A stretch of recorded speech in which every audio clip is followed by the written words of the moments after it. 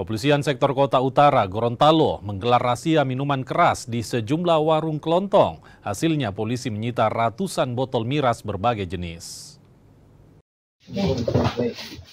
Razia miras ini digelar personil Polsek Kota Utara Gorontalo Kota.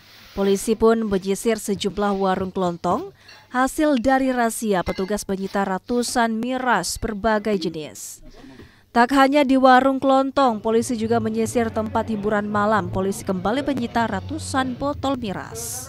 Seperti biasa kita melaksanakan razia ini karena perintah pimpinan kita yaitu Bapak Kapolres Gorontalo Kota, yang mana razia tempat-tempat hiburan malam dan tujuan untuk memberantas penyakit masyarakat.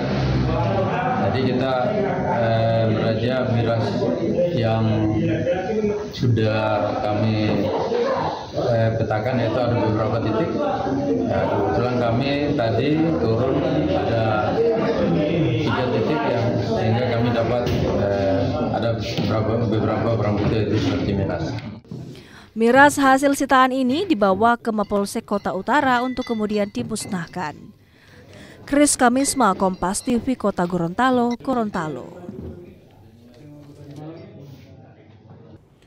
Sopir truk di Gorontalo ditangkap polisi usai membawa puluhan kilogram merkuri. Merkuri tersebut rencananya akan digunakan untuk aktivitas pertambangan di wilayah Kabupaten Bone Bolango.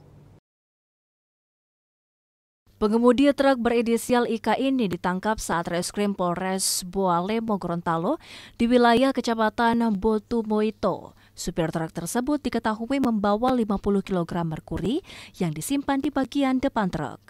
Dari hasil pemeriksaan, merkuri tersebut diperoleh dari wilayah Sulawesi Tengah dan akan digunakan untuk aktivitas pertambangan di Kabupaten Bone Bolango. Pelaku sudah 2 kali menyelundupkan merkuri ke Kabupaten Bone Bolango.